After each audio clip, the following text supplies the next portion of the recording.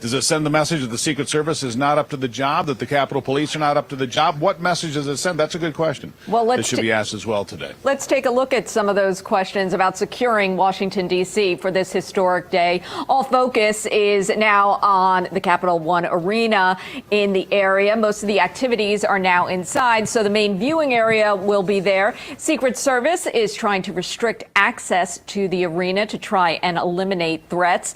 About 200,000 people bought tickets to attend, but is this enough security? For more, let's bring in former FBI special agent and retired Navy SEAL Jonathan Gilliam. Jonathan, good morning.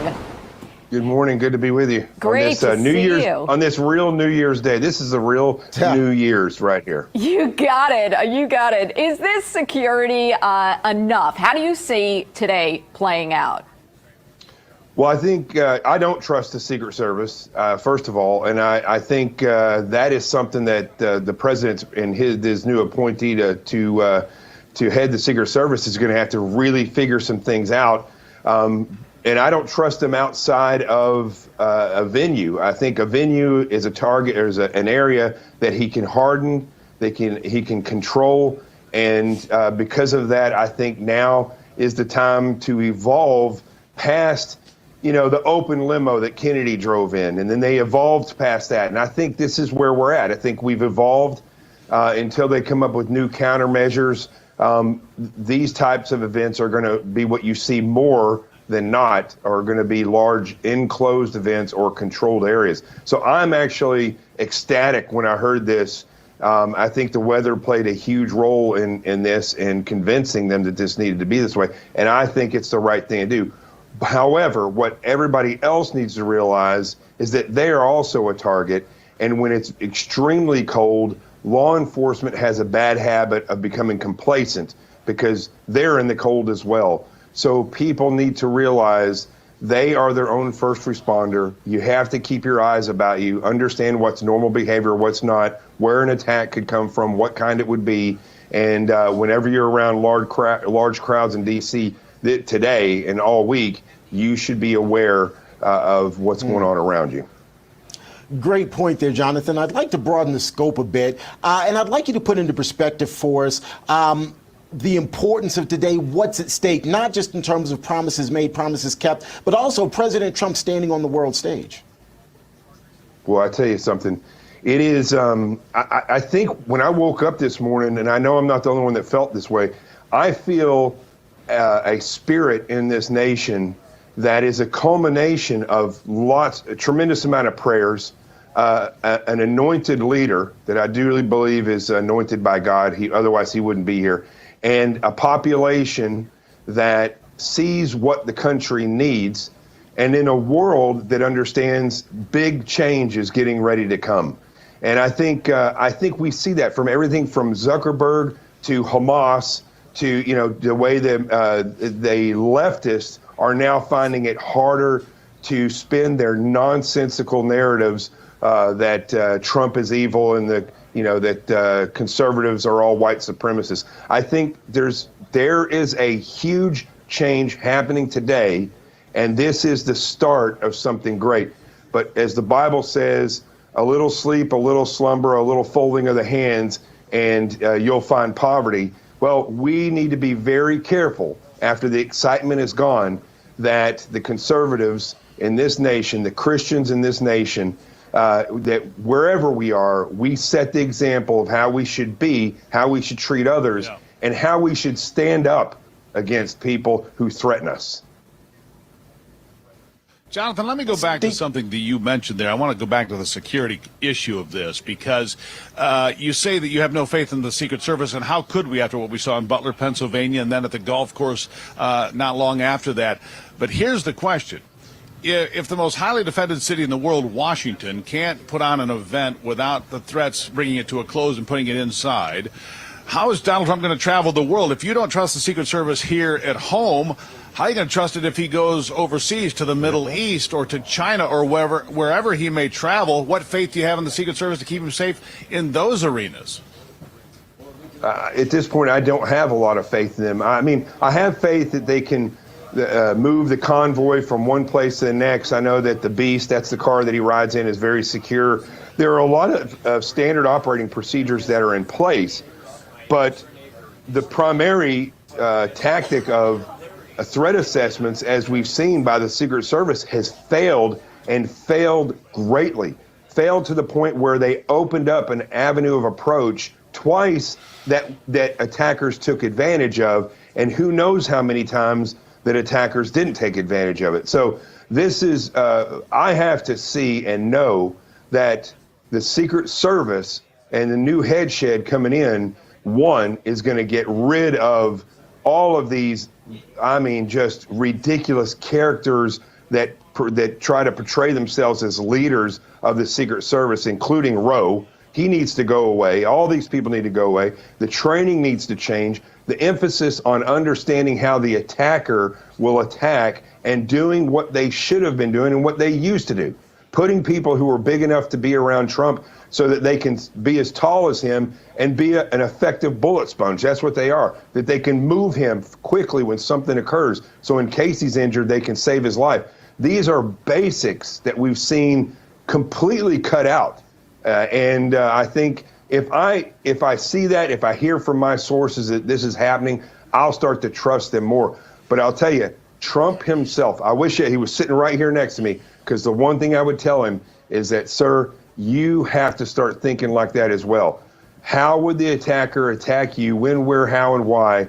And then he himself needs to be aware and willing and ready to say, I'm not comfortable with that, and then tell his director and not do it. Allison? Well, I guess my question would be along the lines of, what does the White House security look like at this point? It's a place that we know people like to go for tours, walk around. Do you think that there's going to be a revamp of what we'll see at the White House or other areas like that? Well, I hope so, because apparently it's also a place people like to take cocaine in and put it in a locker as they're hanging out, you know? So those things just shouldn't be happening. That is the most secured building in the world. It's not like the Congress. It's not like, Capitol Hill, where civilians can walk around. I know it's more tightened than it was, but you can go in there and meet with your congressman. You're not stopping by the White House and going to see the president, the CEO of the nation. So it is very secure. But as we saw when Clinton was in office, somebody flew a plane in and crashed it into the side, right by the West Wing. So these things occur.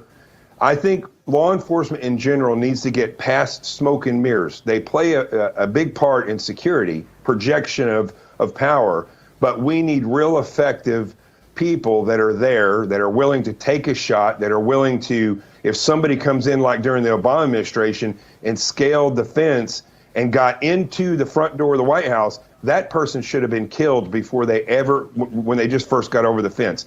So that mentality needs to change. Thank you, Jonathan, and thank you for your time. And we will see you. We have just a few minutes up next, but see you in the war room.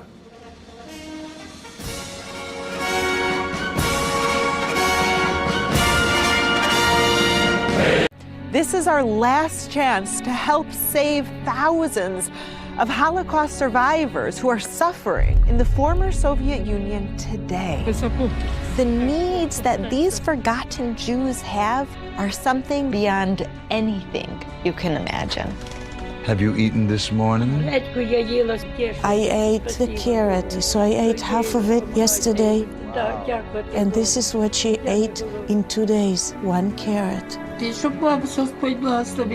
Please pray for me. The International Fellowship of Christians and Jews began this ministry to help elderly Jews living in horrible poverty around the world. We urgently need your gift of $25 now to help provide one survival food box with all of the foods they critically need for their diet for 1 month. When you call right now, your gift's impact will be doubled to help save lives. I have a tremendous love for Israel and the Jewish people. This is why I'm partnering with the Fellowship. It gives me a way to authentically bless Jewish people in need around the world. I believe in God, but I sometimes feel maybe He forgot me. Perhaps you could tell my story, and I would find a matching soul that would understand. I face hunger again. Please don't delay. Call, scan, or go online now to help rush one survival food box to a Holocaust survivor. When you call right now, your gift's impact will be doubled to help save lives. This is what God wants from us. Just feed the hungry. If you hear God's voice, I'm asking you to act now. Do it when it's on your heart. I pray that they'll know in their final months that they're not alone.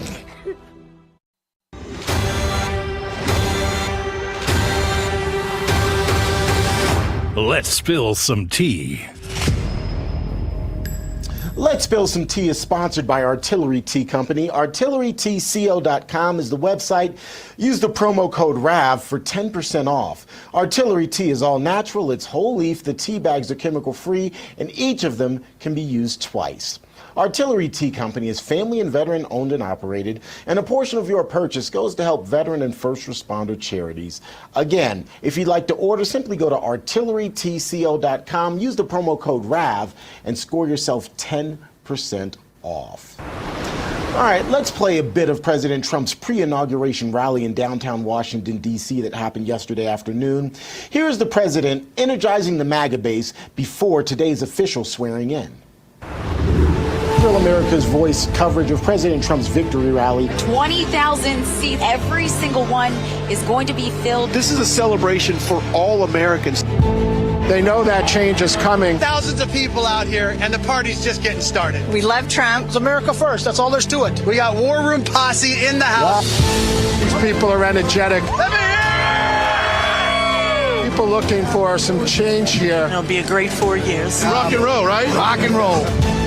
We're all just praying for the president's safety. God bless Donald Trump. God bless Donald Trump. We are now at the dawn of our greatest victory. We will make America thrive again. America's best days are still ahead. We do great things here. When Donald J. Trump is sworn in as the 47th president of the United States, the great comeback story begins and our country starts winning again. And if you don't like it, too bad. The dawn of the golden era of America is tomorrow. We are going to have the greatest nation on earth. We can truly make a difference forever. God bless America. Let's make America great again.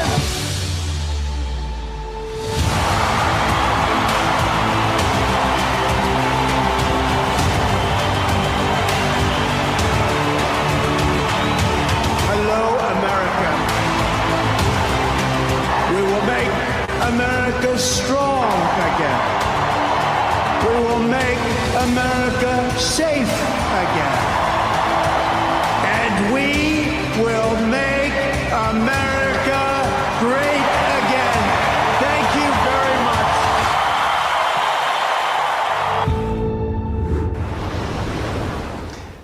Allison, President Trump keeping things very interesting today. So many storylines that are morphing out of today's inauguration. Obviously, we've been reporting on the preemptive pardons from President Joe Biden, the outgoing president literally hours before he leaves office. President Trump will take office and then drop about 200 executive orders. He also making history by inviting foreign dignitaries to the inauguration. There's so many other storylines as well here for today. So many storylines, but I do want to take a look at that rally because I think a big storyline for me that came out of that rally was that this is just the beginning. And that to the people in the crowd, to the people across the country, you have to have President Trump's back. This is just the beginning. There are going to be difficult days ahead, no doubt. And we need to be there for the president and for the decisions that he's going to make. And just as much as we all played a part in bringing this day to fruition, we have to keep going and hopefully bring more Americans along in this journey. To your point, Allison, I think you make a great point that there are going to be some challenging days ahead. And it almost feels, because President Trump is hitting the ground running and dropping these hundreds of executive orders, that, oh, it's all going to be smooth sailing. Everything is going to change quickly. But that's very likely not the case. Some of these things will take a while. Some of these things will involve a process. It's not going to all be immediate. No, it's absolutely going to take time. And when you're talking about the deportations and how that's going to roll out, we don't know if something's going to start this evening or into tomorrow. And the backlash and what we may see on the other end is going to be something that we have to be prepared for. President Trump, of course, has laid out a number of priorities. Probably top of the list is securing the border and deporting people who are in this country illegally. But during yesterday's speech there at Capital One Arena, President Trump also alluded to the fact that he would be offering pardons for the J6ers. We're expecting that to happen today as well. Absolutely. How does that happen? What does that look like? Does everyone get a pardon at the same time? And then taking a look at how that happened in the first place. I think there's a good percentage of this population who doesn't even really understand some of the nefarious actions that took place that day on January 6th. And we have to have the truth come to light. We need to know what happened. Absolutely. Still to come, Allison, here on American Sunrise, we have our final thoughts on Inauguration Day 2025. We're back in 2 minutes.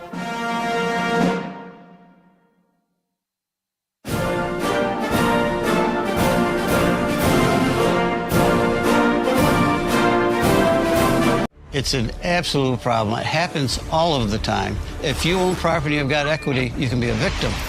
I'm here with Art Fitzenmeyer, a retired special agent with the FBI and senior advisor to Home Title Lock.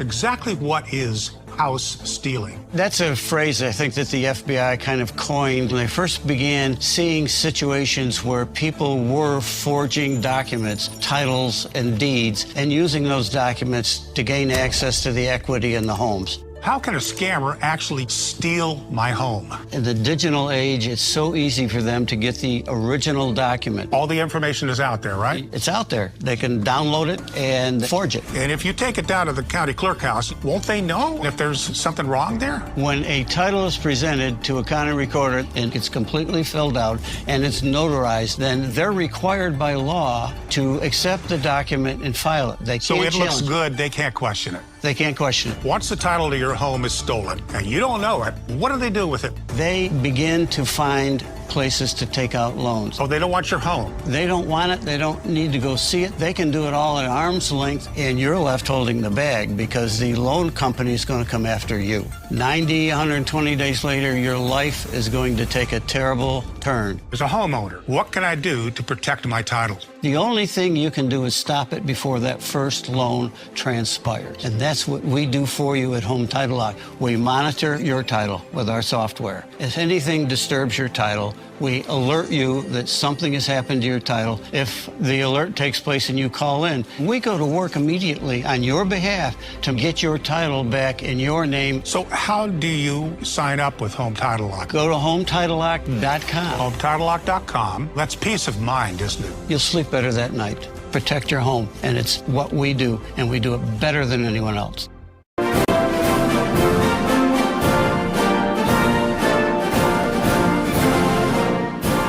Administration will inherit disasters at home and abroad, an economy plagued by inflation and high interest rates, a catastrophic border crisis. Nobody can believe they let people in.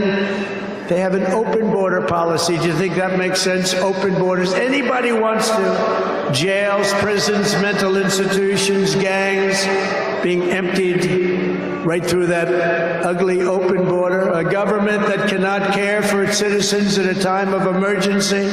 Look at what's happening in Los Angeles. Look at what's happening in North Carolina. They've treated them so badly. In a planet on the brink of World War III, it's not going to happen. That's not going to happen. But starting tomorrow, I will act with historic speed and strength and fix every single crisis facing our country. We have to do it. We're not going to have a country. Well, Terrence, we have to do it, and we can do it. That's what I believe in my heart. And President Trump will do it. That is the expectation of the American people. He was elected with a mandate, and he is starting that mandate today. As we've been saying all morning long, there are going to be hundreds of executive orders that he is going to rain down on the country, and he is going to begin moving his agenda forward. But he can't do it alone. He's not a man working in a silo. He's going to need the cooperation of Congress and the U.S. Senate. And the expectation from the American people is that they get on board. Otherwise, they're going to get primaried. Absolutely. And also, all of you wonderful people out there, you've done so much so far, but this is only the beginning. We have to be reaching out to our communities, to our neighbors, and sharing the message of hope and America first, because that's what this is all about. Absolutely. So it is going to be a momentous day. We, of course, will be covering it for you throughout the day here on Real America's Voice. It doesn't stop here. Our coverage continues, Allison. Absolutely. We had a great show today. Thank you for joining us. We have so much more for you every morning, and it all starts at 8 a.m. Wonderful day. War Room is up next. Go boldly now. Have a beautiful day.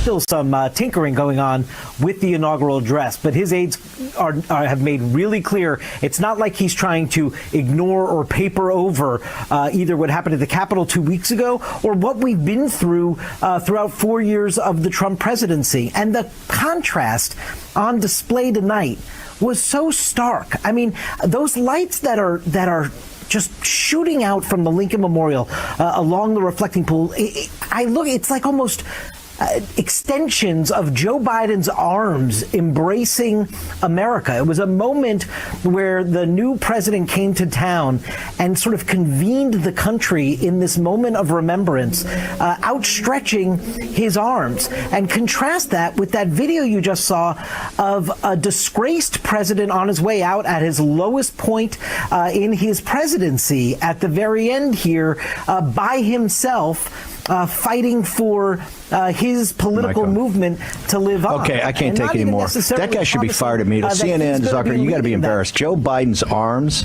This is a complete and total farce. And listen, they started the nullification project on Donald J. Trump in the first hour after he was president-elect at 2:30 in the morning or 3:30 in the morning on November 9th. And you know what? I identified the nullification project, but I never whined about it.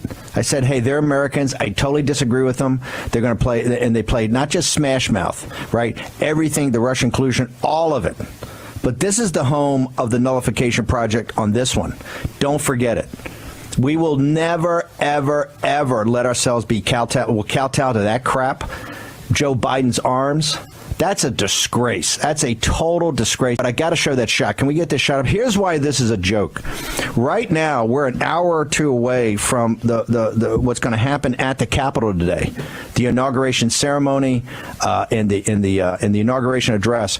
There's nobody here, ladies and gentlemen. They can't blame this on COVID. This guy, for 84 million votes, where are the people? I want to say one thing. You want to talk about jamming this administration up, or regime, as Raheem calls it, immediately on everything? It's right now on this show. Right now, tell your friends, mock everybody that voted. Everybody there is sitting there going, "Oh my God, I can't believe you stole the election." I had so many friends vote for Obama or Biden, and the guys mocking me on social media. Take the emptiness and rub their nose in it today. Rub their nose in it. 80 million. Be nice, be polite. As I say, color inside the lines, but color bold today. Color bold today. This is the first day of the resistance to this stuff. They did it. Hey, I didn't whine about it. I said, hey, the resistance is really the media. It's not the Democratic Party. They're kind of hapless. Well, War Room's going to be the tip of the spear of that, and we are not going to back down an inch. This is the primal scream of a dying regime. Pray for our enemies, because we're going medieval on these people. You're just not got a free shot on all these networks lying about the people. The people have had a belly full of it. I know you don't like hearing that. I know you try to do everything in the world to stop that, but you're not going to stop it. It's going to happen. And where do people like that go to share the big lie? MAGA media. I wish, in my soul, I wish that any of these people had a conscience. Ask yourself, what is my task and what is my purpose? If that answer is to save my country, this country will be saved. War Room. Here's your host, Stephen K. Bannon.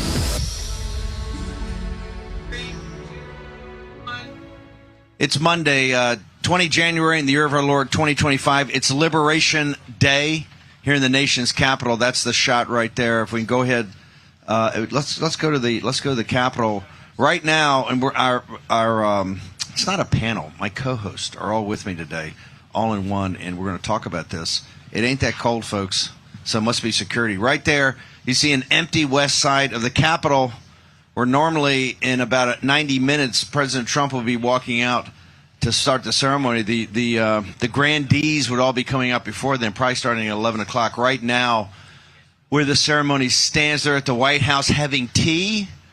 They're going to leave at about 10:30, St. John's Church. You got that ceremony early this morning, Real America's Voice. Stephen K. Bannon here. I've got my wingmen are with me. Natalie Winters, the frozen Natalie Winters joins us right now. Jack Posobiec, Dave Bratt. First off, guys, I got a question. We've done, I don't know, 6 or 7 since war's been going around from this very roof, right? And this is this that cold, Natalie? I'll start with you, and I want to go to Poso and Brad. Is this? I mean, why are they doing it in the Capitol today?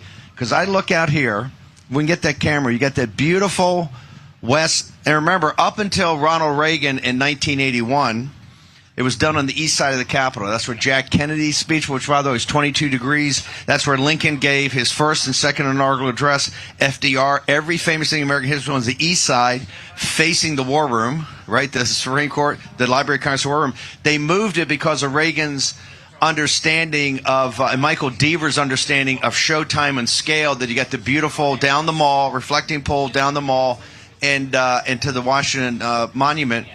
And here today, guys, I am confused. We had 250,000 tickets. Okay, you had I think 10,000 people seated of people that work on the campaign that were close to President Trump.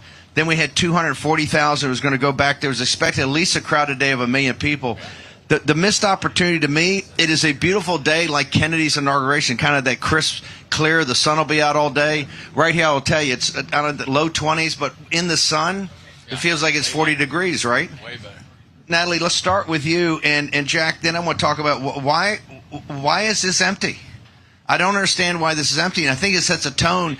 This city is hostile to President Trump. Look, we're here to celebrate and commemorate, but understand this is like taking Berlin in 1945. Yes, they signed the surrender documents, and yes, they were compliant to a degree, but underneath they weren't. And that's what I think this is the epitome of what we're seeing today. Natalie Winters. Well, and Steve, I think even if it were actually 20 degrees colder, I don't know about you guys, but MAGA's pretty tough. Absolutely. Right? Our grassroots, I think they have tenacity. You're saying at 6 degrees we should have been out there, right? If it were negative, I think people would still be clamoring, right? I think time and time again, we've demonstrated that. Because the city's packed right now with folks. Of course, they're doing a bar crawl, as MAGA would. But the city is packed with people right now.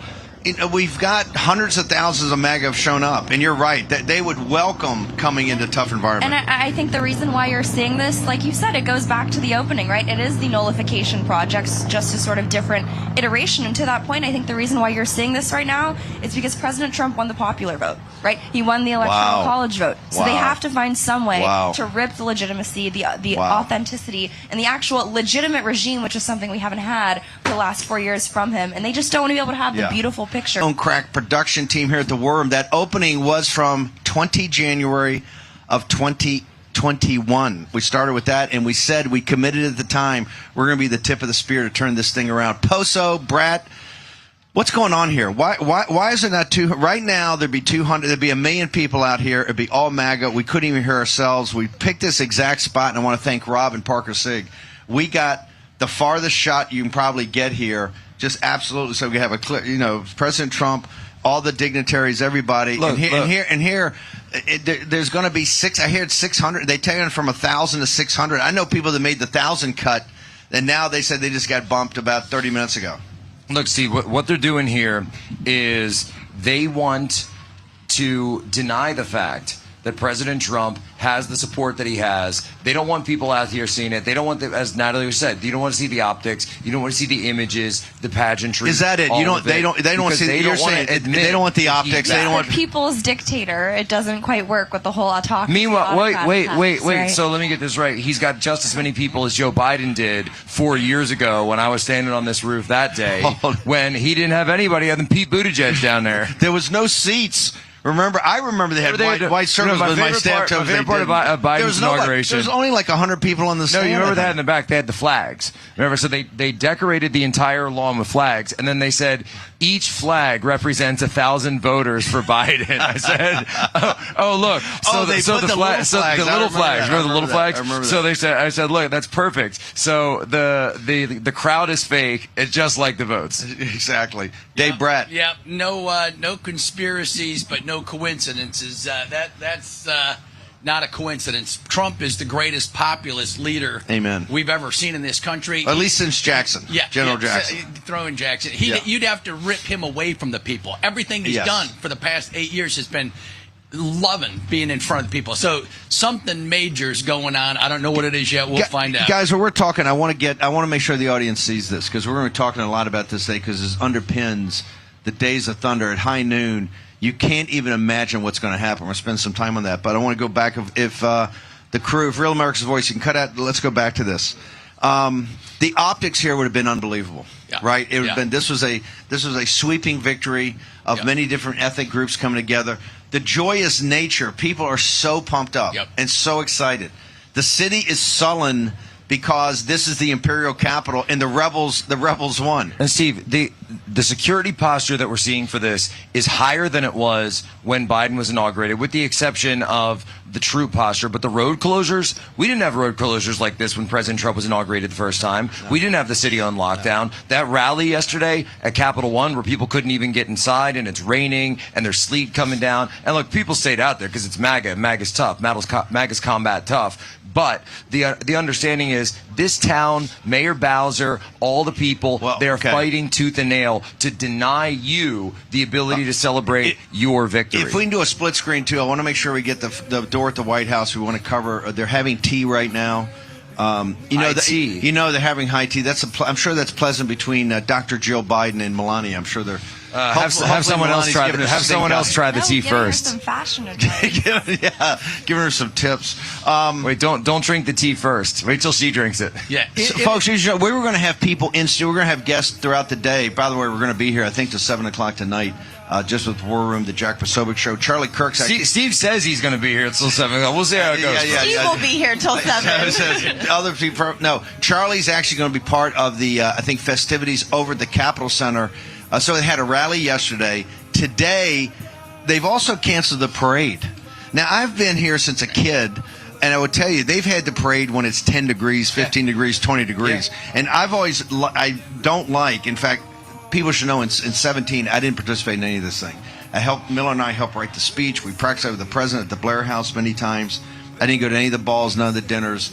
Miller and I, we went to the speech to see it, sat on the podium, got the Secret Service, took us right down. We were the first guy. We were the landing team of the White House, right, to get to work right there. And President Trump had so much to do. You're too humble, though. Steve gave a wonderful speech last night at a gala at the Watergate. But I would also add, too, to that point, I think the fact that there probably is some level of a security threat, right, against MAGA, that is probably the logical conclusion. Is that not the perfect culmination of 4 years of Joe Biden's regime? Right, rather, it's the importation of undocumented criminals, foreign terrorists from every country that hates this. So, Brad, to Natalie's point in Posobiec, this city's in lockdown. Look, the War Room is relatively close to the Supreme Court, as people know. We've seen this thing in lockdown after J6. Nancy Steve, you're always close to court. Either in it or outside of it. No, but today there's a lockdown that I've never seen before. We can't even get guests up here to go. We're gonna have to get them by. We're gonna have to get them by. In addition to the excitement, those are seconds. Okay, short commercial break. Good. We're gonna return to the War Room live, the nation's capital, in just a second. Fellow Americans, did you know a war is being waged right now for how you spend your hard-earned dollars? Over 100 countries worldwide are preparing to switch to a digital currency. Now, this means cash will be replaced by money governments can monitor and track. This tracking makes it possible to collect data from every purchase you make and the ability to decide what you can buy and when you can buy it. What's more, your assets can be frozen or even seized. I'm appalled at such an assault on financial privacy. My friends at Swiss America have a report called The Secret War on Cash with an action plan to protect your financial privacy. So please, call or text the number on your screen for a free copy. With the growing reality of a government-backed digital currency, the time to act is now.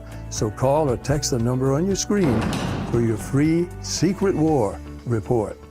Hello, this is Mike Huckabee. President Trump said he wants to take back the White House and teach our kids to love our country. That's why my team created the Kids Guide to President Trump. It'll teach your kids all about President Trump's accomplishments and his vision for America. And right now, I want to give it to you for free as part of this free gift bundle. Order your free Kids Guide to President Trump, get a free bonus guide, and a free membership to AMAC featuring dozens of money-saving benefits at kidsneedtrump.com. That's kidsneedtrump.com. My back got injured very bad. I was off work for about a year.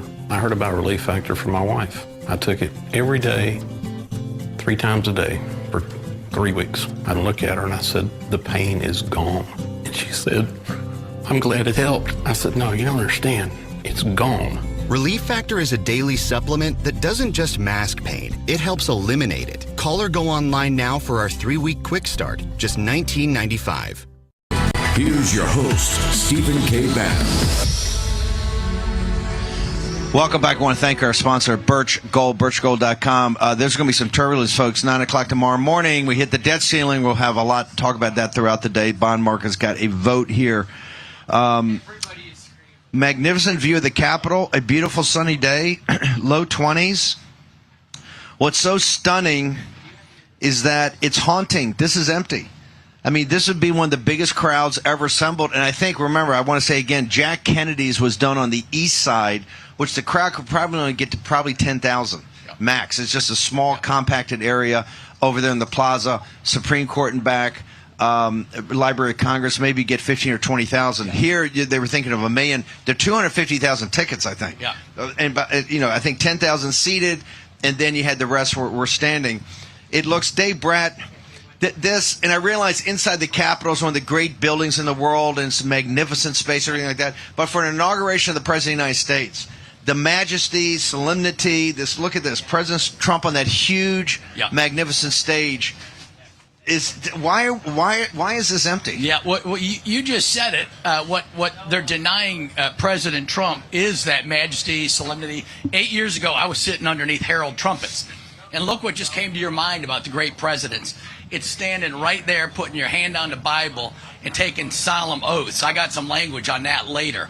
But they're keeping him from the solemnity and the seriousness of the day, right? You're saying when those trumpets come out and they call the herald, the herald trumpets for everybody to gather. It's like from ancient Rome. Yes. The clans, the tribes are supposed to gather when they hear that. And that starts off the ceremony. The symbolism of the presidency, the whole event is scripted from soup to nuts for American greatness, to renew all the historical themes that made us great. The Judeo-Christian part comes out. The Bible comes out. All the other representatives are behind him, symbolically supporting him, theoretically. I hope they do this time. So in the staging, guys, if we can cut back to that, the staging, and it'll be slightly different, or a lot different inside the Capitol. For the audience, the staging that's the entire political class of Washington, D.C., of both parties, and the administrative state and deep state. They're all there. Representatives, Supreme Court. You've got both houses of Congress, but you've also got members of different agencies, etc. It's all there, standing in back of him as he faces the people. And like I said today, you're gonna miss those images, those powerful images of Trump and this amazing comeback. I have a proposal. I have an idea here. Look, we can complain about it. We can whine about it. But here's the thing. Is there anything that says... Right above us, that's another military helicopter. You got security helicopters all over the place. There's nothing on paper, Steve. Hold on. Think outside the box. This is MAGA here, right? There's nothing that says President Trump can't give an address to the nation anytime that he wants. Any place that he wants. Anytime, any place. He did it at Mount Rushmore. I was there on the 4th of July. He could do it right here. You could do it right here the minute that the weather is all cleared. You say, President Trump's address to the nation. Yep. Look, remember he wanted to do sort of that early State of the Union back in 2017? He did address to Congress, address to the Joint Chamber. Fine. You do an address to the American people. You hold it right here. You give the tickets out again. You bring the people out. We'll bring all the trumpets, because Brat needs his trumpets. You give everything you want, all the pomp, all the circumstance. Why not? Why not do it to get those images, to get the optics, to get the legitimacy and the solemnity? Okay, let's talk to necessary. people. We've got military helicopters all over. And you know the story. John Solomon's in the main studio. We're going to go to John in a minute. So we're doing three things. We've got John Solomon doing investigations and investigative reporting for us. He's got the inside scoop. We're here at the Capitol. The ceremony is going to take place inside the Capitol. They're still at the White House right now. Have they come out?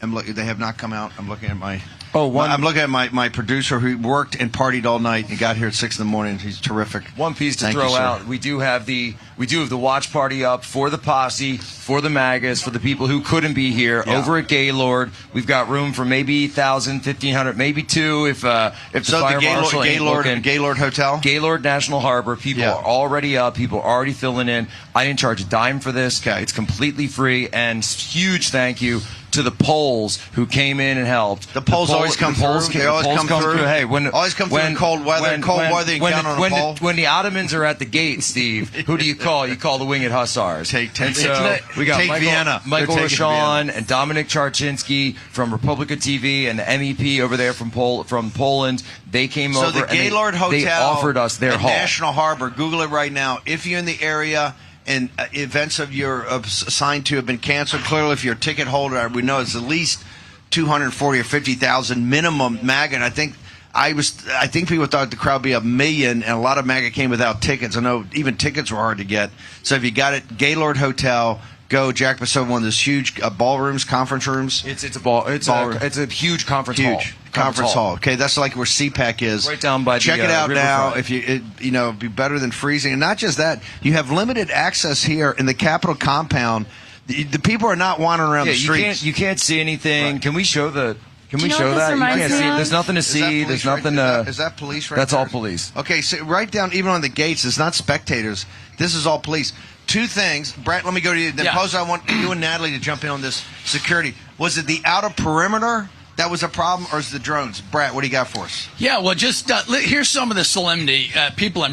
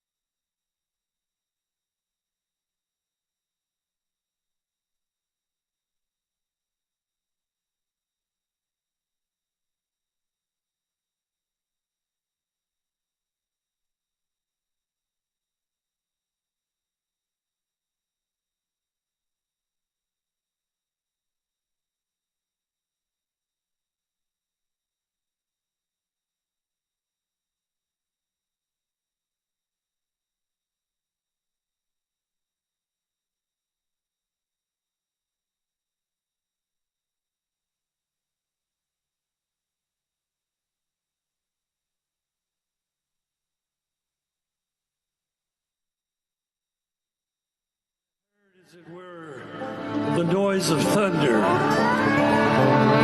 One of the 4 beasts saying, "Come and see."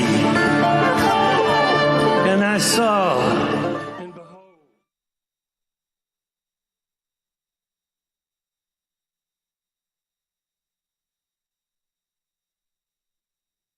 heard, as it were, the noise of thunder.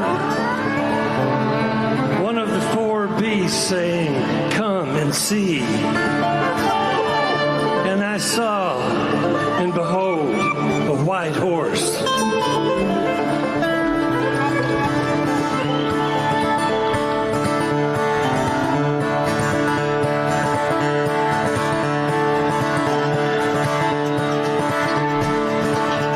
There's a man going around taking names, and he decides who to free and who to blame. Everybody won't be treated all the same. There'll be a golden ladder reaching down when the man comes around.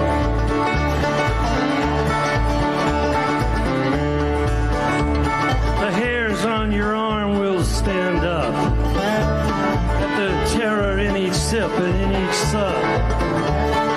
You partake of that last offered cup, or disappear into the potter's ground when the man comes around. Hear the trumpets, hear the pipers, 100 million singing, multitudes are marching to the big kettle drum. Voices calling, voices crying, some are born and some are dying. It's Alpha and Omega's kingdom come, and the whirlwind is in the thorn tree. The virgins are trimming their wicks. The whirlwind is in the palm trees. It's hard for thee to kick against the bricks.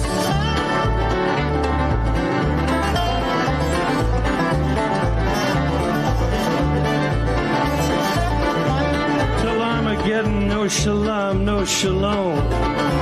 Then the Father will he call us check and tone. The wise men will bow down before the throne, and at his feet will cast the golden crowns when the man comes around. Whoever is unjust, let him be unjust still. Whoever is righteous, let him be righteous still. Whoever is filthy, let him be filthy still. Listen to the words written down when the man comes around. Hear the trumpets, hear the pipers, 100 million angels singing. Multitudes are marching to the big kettle drum. Voices calling and voices crying.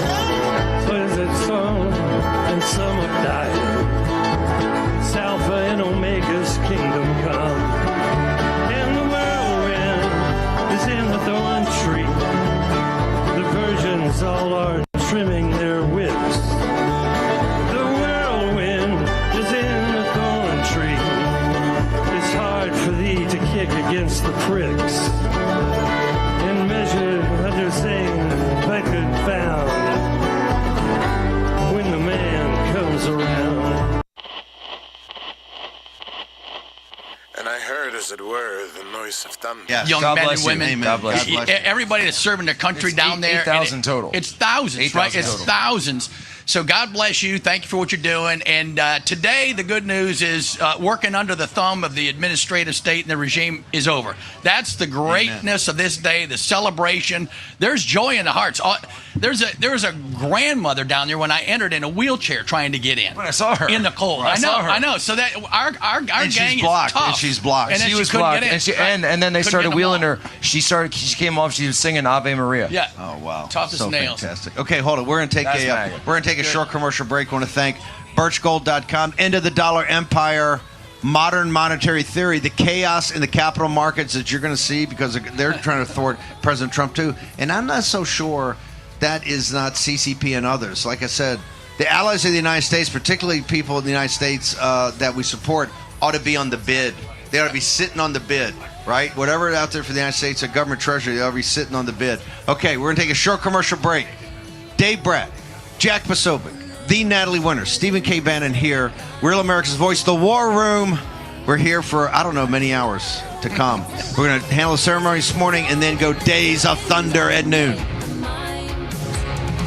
America has the greatest economy in the world, but I think most of us would agree we have a problem. The cost of almost everything is up. Home prices, rent, food, insurance.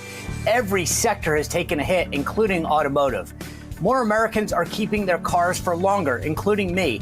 And one way that we can make life more affordable is CarShield, America's #1 auto protection company. CarShield's rated A+ with the Better Business Bureau and named America's most trusted auto protection company. With CarShield, drivers could save thousands on covered parts and systems like your engine, transmission, entertainment system, and more. It's the protection that I trust, just like these other happy customers. With CarShield, saving the $2,700 has been a real blessing. I love CarShield. It is my lifeline. Our life as nurses, we just step up and we help people, and it's really nice when somebody steps up and helped us. If our car breaks down, CarShield administrators have our back. If your car's out of warranty, it's not a matter of if it'll break down, but when. Call CarShield before it's too late and protect yourself from expensive car repairs. CarShield is ready to help year-round nationwide with thousands of vetted shops to choose from, or their concierge service to help you find a mechanic near you. Unlike other companies, they don't just send you to the cheapest place in town. I trust CarShield, and so should you. I have filed a total of over 5 claims, and my price from when I signed up never went up. And with the age of my car, that is security. CarShield is a U.S. company supporting hardworking Americans save over $1 billion in expensive auto repair costs. More of us are keeping our cars for longer, so give CarShield a call now before a breakdown happens. Call now. Call CarShield now before a breakdown and see how they're saving drivers money on covered auto repairs. Call 800-635-5126. 800-635-5126. Here's your host, Stephen K. Bannon. Okay, thank you very much. I gotta get my clock right here. It's a little bit off. We like a sharp clock here at Borum, you know. How more gonzo can we get? No. Guys, I gotta. Look, you want to get more gonzo? I'll send Natalie down. I'll send Natalie down there. As a kid, you know, from Natalie, head for the steps. Yeah, run across the field right there. No, go for it. As a kid, from being in Richmond, you come here all the time. We've been here since 2011 or 2010, I think, with Andrew Breitbart. This is very eerie, Brett, and folks at home. This is just not right. This part of the Capitol complex is a ghost town. By the way, folks, now it's not a ghost town town because of the weather. I just want to put that to bed. Okay, it is not the weather. It is not that cold. It's cold, but it's called January, right? Kennedy did it on the east side. It was 6 degrees that day, but it was so dramatic with the vapor smoke coming out of people's mouths and that magnificent inaugural address. Lincoln did it the first and second time. Here in the West, you've had the West Wing, or the West side of the Capitol. You've had Reagan's powerful, Trump's 16. There's something not right with this, and it's not the weather. So if it's not the weather, the Imperial Capitol, they are hostile to President Trump. They're winking at you. Trump's action today, we're going to get into in a second, is going to be amazing on every different level, as we've been talking to you. It's just incredible. But why are we sitting up here with police, military helicopters, and no people for as far as the eye can see? I mean, when I say the Capitol compound, I mean for miles around to Union Station, all the way over to where the administrative state is. There are literally no bodies except for police, and I don't even see National Guard here. Maybe some National Guard. Everything's blocked off. What is causing this, Jack Posobiec? Steve, what's causing this is an entrenched bureaucracy that's hostile to the American people. They're hostile to Trump. They're hostile to the people. They're hostile to this movement. They're hostile to, wait for it, the majority in this country, because we won the popular vote. And no AP, it's not 49.999. It's over 50%. You're saying it won the popular vote. Terrified. That's why they got to shut it down. Well, not just that. They're terrified of the mandate. They're terrified of the optics. They're terrified of giving him. And look, Steve, it's been 8 years. It's been almost a decade since we've had a proper inauguration in this town. That's why President Trump should come back here, shove it in their faces and say, we're doing a national address. MAGA is coming back. And they want the legacy of MAGA in D.C. to be J6. Yes. They want that to be the image of MAGA, not peaceful MAGA here. Just nailed it. That's why they don't want Trump out here. They don't want him out there because that would be giving him the victory compared to the last image of MAGA on those steps. Jump in here. They want the image being when the only protesters image got of the protest. That's the only thing they want you to see. They don't want MAGA. They don't want the culmination. Of MAGA, they don't want Act 3. MAGA. They don't want Act 3. They don't want you to see Act 3. They're denying it. I think the next 4 years, right, the sort of main tenet of their resistance, whatever form it takes, is the idea that Trump is an autocratic dictator, and just the optics of this generally undermines that. But more precisely, I think you hear the refrain coming from MSNBC, similar like they did in Brexit, saying that, the working class people who voted for Trump, they didn't actually know what they were voting for, right? They were suckers. It was a haphazard decision. Right. And I think that the millions of people who would have showed up here is a direct contradiction. They can't show that sea of people. We have breaking news from your crack staff. Bidens are leaving the White House, leaving the T. So the transition looks like it's in process. Things are starting to move. And the American people, when you see a shutdown like this, Biden certainly was not in control of this decision nor the other decisions prior. And Biden left the White House a long time ago. That shows you the power of the administrative state. Somebody else is making all these. John Solomon joined us up here on election night. We've asked him to be in a warmer place at the main studio of Real America's Voice in D.C. If we can split screen, I'd like to keep the camera on what's happening at the White House as they get ready for the rotunda. Do we have outside the White House? Because that's where they're going to leave from. Okay. Elon Musk is there. Okay. Susie Wiles just the surrender of the oligarchs. John Solomon. Can we get John Solomon in here? John. Hey guys. Why is the Capitol complex empty today? You're the most well-sourced guy in town. Is there a security threat? Because it's not the cold, brother. You know that. If it's not cold enough for me to be up here in a barber, right? It's not that cold. So John Solomon, why are we not on this magnificent west side of the Capitol with President Trump and this magnificent sunshine and 1 million multi-ethnic, multiracial, right? MAGA followers cheering him on what would be one of the greatest inauguration days ever, sir. Yeah, listen, I think you have it right. The intelligence and police state have concocted the notion that there might be some Antifa and there might be some... Okay, let's come back here to it. Okay. Can we hear John Solomon? John, I'm sorry, we couldn't hear you. Your audio here was bad. Can you repeat that? How about now? Can you hear me? Yeah, absolutely. Listen, the reason why is that the intelligence state, the police state, have raised a concern that perhaps the Antifa and Proud Boys or some other group might clash today. So let's keep all the people out of the place where they could celebrate and move democracy forward and give Donald Trump the smallest possible inauguration he could have. Just like over the weekend, they leaked the details about the planned immigration raids in Chicago tomorrow, putting officers' life in jeopardy. The resistance to Donald Trump is wounded, but it is not dead. And all these little things that you're seeing over the last 48 hours are signs that they're going to continue to put their foot out, continue to try to trip up Donald Trump. Here's the thing. Donald Trump won't care about that. In a few hours, he's going to unleash nearly 100 executive orders and presidential memorandum. He will be fully in charge of this country, and this country will be changing no matter how much resistance the administrative state provides him. Let me go over this again. You don't think it was outer perimeter police, drones? You think it was Antifa? And if that's the case, doesn't Trump get a vote on that? I mean, if they're telling me it's Antifa, I'm saying, hey, bro, we're going to have 1 million people out here.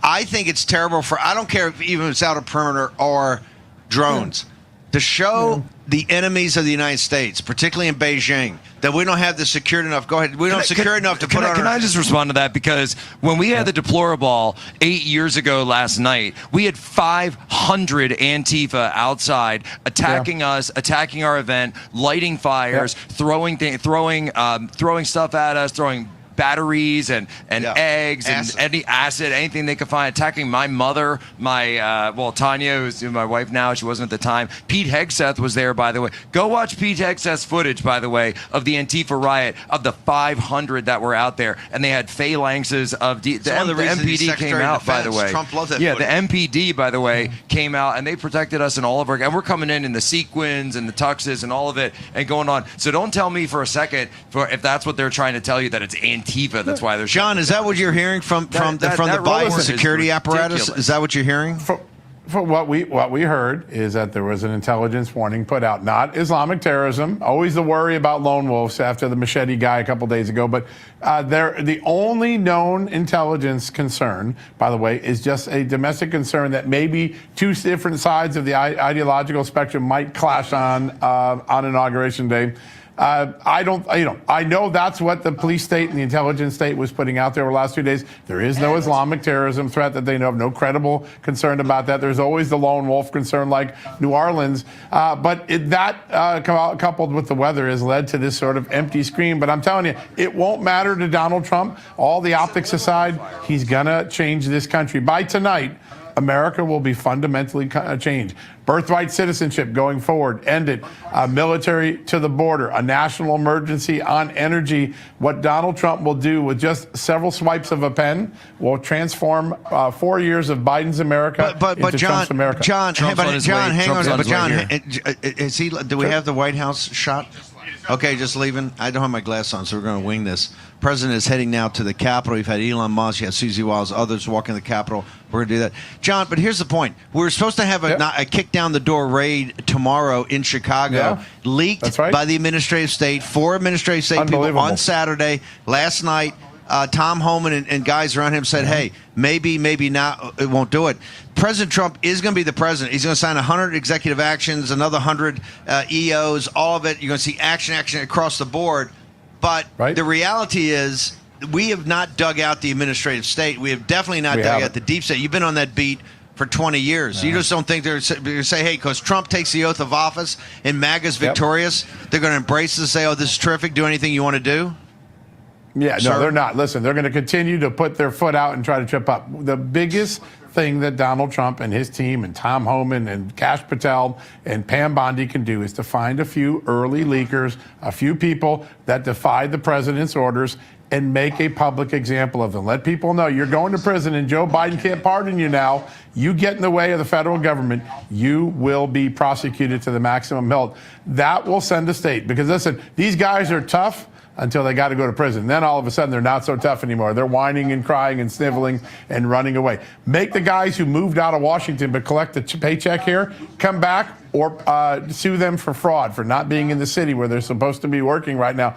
The second the president makes a few examples of the of the administrative state, they'll start cowering. Otherwise, they're going to continue to play this game.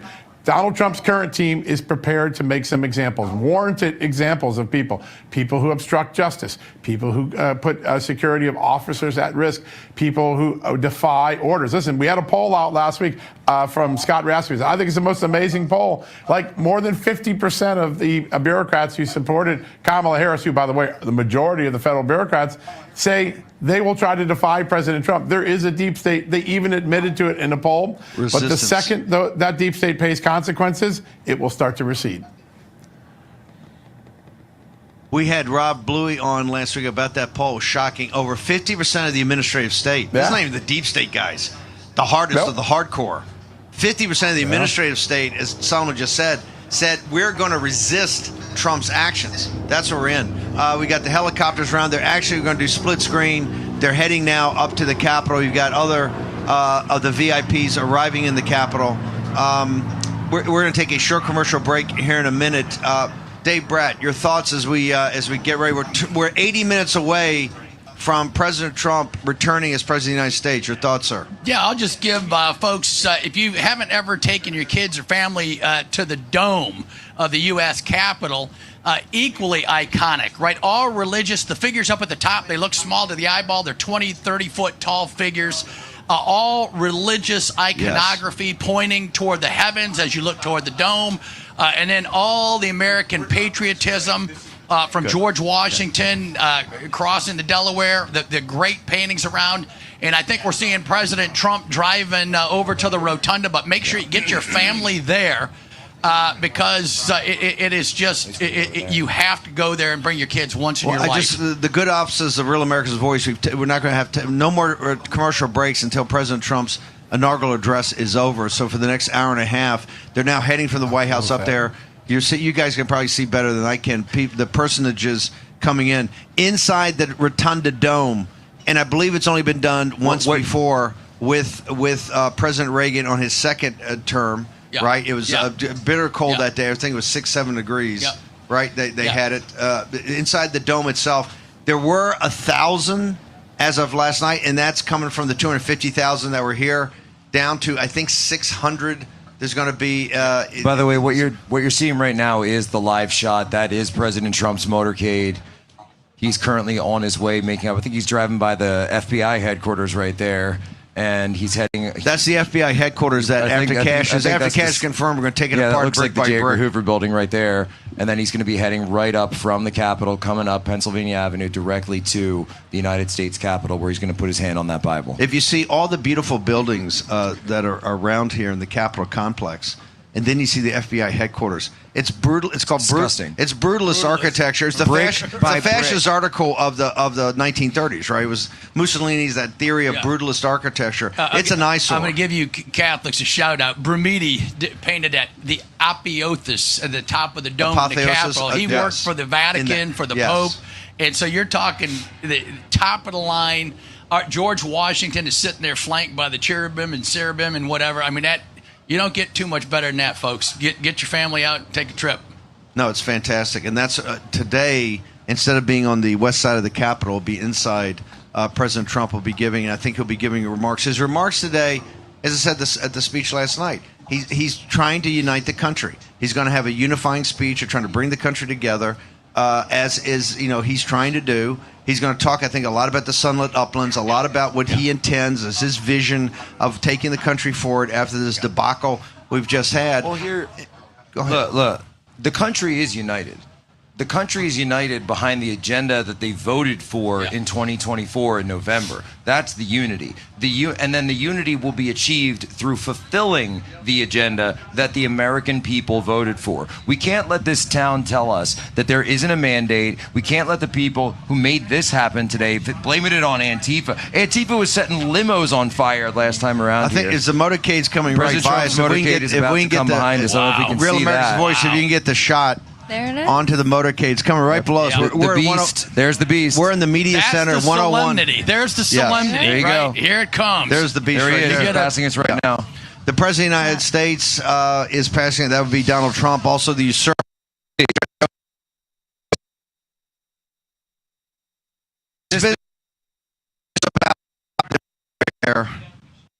Have that shot for the kids. Wow. It's right to the Capitol. Going viral now. We're on Constitution Avenue. We're at 101, right next to the FBI headquarters. This is the Fox News is here, all the big news agencies, and of course, the voice of MAGA, Real America's Voice, in the war room. We're in enemy territory. I think you're underselling. I was walking up the elevator. Okay, Jack, you have all these folks should see when you have this motorcade. You've got, paramedics, you've got paramilitary, you got military, you got Secret Service, you have all of it. But now... Oh, no, but Antifa. We're too worried about Antifa, Steve. None of these guys can handle a couple of goons from Antifa, apparently. Right. Talk to me about these new... Sorry, that's the most ridiculous thing I've ever heard. I'm not, by the way, I'm not knocking Solomon's reporting, No, to be clear. Solomon's giving you the straight skinny. That's what they're talking about. If that's the excuse... Yes.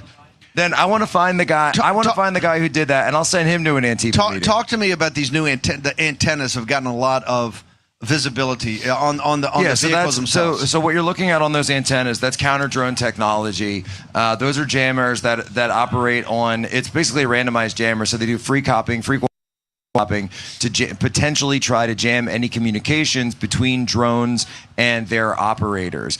This is something that really came out of the battlefield in Ukraine. It's something that we've seen in the counter-drone electronic warfare, the EW battle space. $250 billion that Zelensky and his cronies skimmed off 20% off the top we at least ended up with anti-drone technology. A little bit, but I'm feeling better. I'm feeling better I'll tell you already. what, one thing that the Russians do to beat that on the battlefield, by the way, and Eric Prince has talked about this on my show on Human Events, that they beat it with old tech, Steve. They just run like a fiber optic cable, basically as thin as a fishing line, but a mile long. They attach it to the drone. Boom, no signal. Instead of having crowds up and down this street traditionally to wave and to cheer the president as he comes, the president-elect as he comes up, to be greeted by the American people. They want to make it look like a funeral procession. It looks like a funeral procession. It's absolutely. There's nobody here. Yeah. Just cops. It looks like the Metro Police and the White House, the People's House. Right. These are not empty phrases, and this is the Congress of the representatives of the people of the United States, and it's empty. It's barren. On a normal day, it's crawling. It's a message. It's a message. It's a message. Message received. Message received. They're pulling up right now. Okay. Brad, can you see that? Because it's beyond my... Right. And here's the response. They're pulling to the up message. in front of the Capitol. The response right now. to the message is when all of the bureaucrats get fired, when we schedule F all of you guys, and we take down the SES level, when we take out the 15s and the 14s and all the GSs, and you're all crying to us, and the media saying, "Oh no, oh boo-hoo, who's going to run the government?" We're going to say, "Sorry, you chose this course of action." We're going to keep the visual up there. You can see the arrival of the president-elect and all the major entourage. John Solomon, at noon, as soon as President Trump takes the oath, my understanding is thousands of Biden people have already been given their walking papers. They're to clean out their offices and be gone by noon. I mean thousands. I think every commission, every board that people are on, they're government appointees. The 3,000 non-Senate confirmed he's got, and most of the Senate confirmed. Plus, I believe we're going to see U.S. attorneys, and I think they're going to clean out a couple of rat's nests to some of these U.S. attorneys. Maybe Southern District in New York, just a random thought. John Solomon, what are you hearing with your sources? Well, listen, there will be a fundamentally different-looking government by 5 p.m. today. There will be Trump aides taking while we're waiting for John, I'll let the folks at home that haven't been here, the Capitol, the architects of the city, the Capitol is connected to the White House by Pennsylvania Avenue. But looking right behind us, here's your trick question for the day. What road connects the Supreme Court in the far background to the Capitol? Answer: none. And that's the way it should be, because the Justice Department and the rule of law is supposed to be separate, independent, and following the Constitution. So architecturally, they did not connect the Supreme Court to the U.S. Capitol. They're supposed to be separate entities, and boy, I'm yearning for the day where that actually happens. Well, in the first couple of decades, the Supreme Court was actually in the basement of the Senate, wasn't it? Right. In fact, I think when they gave the Dred, you can take a tour. The Dred Scott decision, it was the old that old chamber of the Supreme Court. It moved over after, I think, the Civil War. You're right. When this magnificent building that people see today. Dave, put us there. Now, I don't think we're going to have all members of Congress. I know you can't have spouses, but with the 600 to 1,000, and we've heard they've cut down to 600, you limit it. And I think most of the foreign dignitaries, it's very unusual. I think the first time they've ever invited foreign dignitaries. Yesterday we had a big celebration for Bolsonaro and the Brazilians, and Bolsonaro was restricted from coming. But put us inside the Capitol. What's that going to be like? Yeah, well, I am kind of surprised the rotunda. I can't picture that being much bigger than the House chamber where they have the State of the Union, right? The State of the Union, they house all much smaller. That's what I would think, right? And the House chamber is far, far larger than the rotunda. We're talking the rotunda, people should know. So if you see the top of the Capitol, it's the rotunda's directly below it. Right. Yeah, and then below that, there's other archives, Statuary Hall below that, and it's going to be some tight quarters, but it is stunning. Visually, it's stunning, and so hopefully they get that right for President Trump. Can we get that shot up from inside? Because, Steve, I'm just going to call it out. Where's the formality of the dress of the attendees of this? The people are there. They're not. I saw Elon was wearing a tux. I'll give him that. But you're seeing people dressed like it's another day at work at the Capitol. You're not seeing the formality. There was a time in this country where people would understand that when you dress for a ceremonial event like this, a historic event, that you drop the blue ties and the fun socks and all the nonsense that people wear. What do they call it? the glossy shirts and all this not bedazzled, right? Bespoke. Not bespoke, that's what I was going for. I was going for my Zoomer words here. This is it looks like another day. It's grubby. It's another day at the Capitol, another day of business. Again, they're denying him the solemnity. They're denying him even at least you got some white gloves there. It looks like from the Sergeant at Arms. Yeah. But that's about it. And I don't know. I don't think it looks right at all. Well, one of the reasons they're doing this is, to Natalie's point earlier, the symbology of this and showing that the country has come together around him. This is a multiracial, multi-ethnic of every class that we have has come together in back of President Trump, and that's what they're trying to do to deny him. They understand the days of thunder are about to start in 60 minutes. Capitol's where you lie in state. Do what? Rotunda's where you lie in state, by the way. Yes. Jimmy Carter was just there. Not with massive crowds either, I might add. Right? So this is right here. Once again, the entourage has gone by. Normally you would have screaming crowds because this is where the parade would go right afterwards. So this would already be, the staging would be up, the stands would be down the street. They'd be 5 or 6 deep right here, welcoming the new president to the Capitol for the ceremony. And yet what we have here, we have the bike police of the Metropolitan Police Bike Brigade is going by, and absolutely empty streets. I mean, it's for miles that you can see this. And so for all the hundreds of thousands, and I mean hundreds of thousands of MAGA that had tickets, you can go still to National Harbor and go to the Polish embassy working with Jack Posobiec. It's actually Polish TV. Polish TV. By the way, Tanya Tay just got the text. She's over there with the boys. She's saying, so we got the Polish party over there for the MAGA watch party. Tanya's over there. Huge shout out, Dominic Charczynski, the MEP over there. He came in, as well as Michael Rochon from Republica TV, just stepped up. They had already had a Polish-American summit that was going on for a couple of days, so they had the booking down. They said, look, just open the doors a couple hours early. Come on in. Let's talk about that. They got the foreign. Yesterday, we put a brunch on for 4 hours. I think we had 500 people come through. We put it on for the Brazilians. Well, the whole world is here. The whole world. That's a little unusual, right? This is just. I think this is what President Trump draws this energy. We had a little bit of that in 2016, but heretofore you've had ambassadors come, the ambassadors to the United States, but you haven't had people come from around the world, and particularly from all the sovereigntist movements. Well, I have a question for Natalie Winters. What are your thoughts on the fact that the vice president of the People's Republic of China, vice president, by the way, which isn't even a real title in China because nobody's elected. Xi Jinping is not the president. He's the chairman. They don't even say, in Chinese, you say Chairman Xi.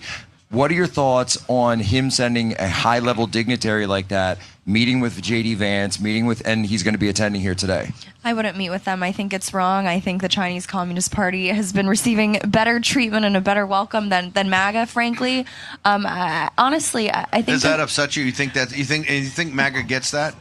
Of course. But I mean, look, I think that, frankly, what you're seeing going on right now is almost more anti-democratic and I think election denialism than, January 6th and the MSNBC construct tell me about of it that. was. What do you mean by that? Well, think about it. What they're essentially saying to President Trump is, yeah, well, you can win an election, but we're not going to seat you, right? In any meaningful term, we're not going to give you the actual. And we're not going to give you the pageantry. And do you know why? Because they want to send the message that who's running this country, it's not fundamentally changing, right? They don't need to have an inauguration because the regime still wants to hold their power. And I think to your point about certain countries, I think the Brazilians, like, we understand collectively the globalist regime that we're pushing back against, right? There's the same entities that have been involved in either the election rigging, right? Like the Carter Center has been involved in the elections here and in Brazil. We get the common enemy, and that common enemy is the one that is now depriving MAGA of inauguration. Why is she not right? I think that nails it very succinctly. They're within an hour. We're within an hour of an hour and 4 minutes of taking the oath and President Trump assuming the presidency. Tell me why. Thank you. That's great. Tell me why she's not right. That this is the administrative deep state and the folks who actually run this country saying, hey, right. we don't care. Natalie's always right. No, she's absolutely right. And Kash Patel in his book outlines, I mean, it's a little stunning. The only time they draw down the security is for J6. Nancy Pelosi. She admitted it. She's on tape. And then Kash has one little detail in his book, which seems minor, and it's not. Nancy Pelosi requested an A1 Abrams tank as a photo op for J6. That's what she wanted, because you got to fight against us Presbyterians. You know, we're a really scary, and these Catholic brothers with the crosses, we're a really scary crew, right? You got to have an Abrams A1 tank. I don't recall ever being scared of a Presbyterian. Yeah, no, don't even get now. Yeah. Hold on. It's gonna be caged. Come on. You can tell he's not from Ireland, right? So we have people. We have a split screen right there. The dignitaries are coming into the Capitol right now, to the rotunda, to be seated for the ceremony within an hour. It starts at 11:30. It's a fairly succinct ceremony. You have some prayers. You have some patriotic hymns. You have no, we're not taking breaks. Thank you, producer.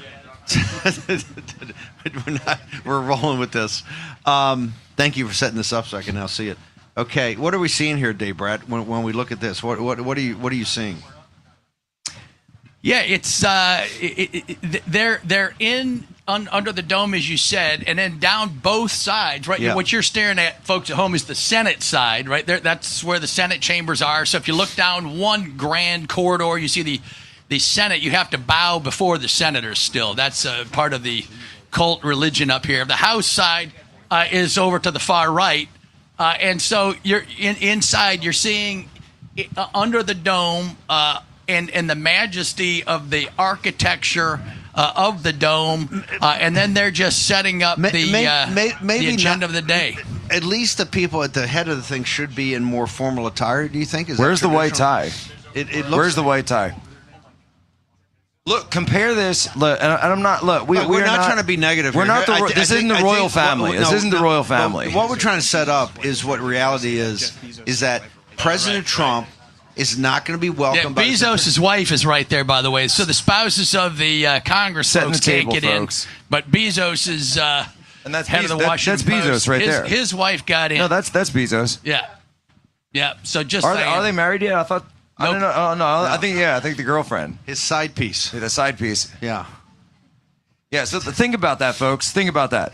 You don't get an inauguration. Jeff Bezos is in there. Gotta love it. Right. Jeff Bezos is in there. The CCP is in there. Setting the table, folks. We're setting the table. It doesn't look like the Imperial Capitol is ready for MAGA. You would say that, and I think in 59 minutes or an hour and 1 minute, when President Trump takes charge, and we start doing the 100 executive orders, maybe as many as 50 have OSC opinions. They're talking about 100 executive actions. Yeah. Oh, this is the top of the hour. We can go ahead and take that down and go back to the shot, guys. Yeah. Thanks. We'll take that. There we go, right there. Thank you. We're not going to take commercial breaks. Bill and Hillary Clinton. Oh, boo. I thought I smelled something. Stay classy. I thought I smelled something. Wow. Stay classy. Stay classy. We got the whole world. Oh, no, it's just something out here. It's just coffee. It's just some coffee. That's all it was. So we're 1 hour away from in 30 minutes, the official ceremony will start. They're starting to see people now into the rotunda. Dave, tell me about the size of it. Could it fit 1,000 people or could it not? I guess if you go down the grand halls a bit toward the House and the Senate, and what you just said, right? We're being gaslit here today. Yeah. And so the MAGA, that's what you do all day, every day, and Natalie's yelling at the country and motivating, and Jack's doing his thing. But it really does. We're starting to get some signals on trade and on one big, beautiful bill, and not moving fast enough on immigration, because we're going to have to wait till May or June. And that's why the posse, I don't want to take away from any of the great news that's coming up. We got a ton of, the days of thunder the direction of this, folks, will tell you, starting at noon is going to be amazing. Yeah. President Trump committed yesterday. He said by sundown today, the course of the country will be Obama alone, trouble in paradise. Paradise. Trouble in paradise. Solo Obama. By the way, Brad, I love what you just said. This is gaslighting. Yeah. That's exactly the right word for how I feel right now. They are gaslighting you. They're gaslighting you into thinking that. What do you mean by that? What do you mean? Because they want you to think this is a real inauguration. They say, okay, fine, it's not outside, but we'll give them like a little rinky-dink ceremony inside. Nobody's going to dress up, but we'll do it. We'll do that. We'll go through the motions. and we'll deny you the optics, we'll deny you the rest of it, and instead they're trying to. Reagan's the second term. gaslighting is that they will allow him to be president.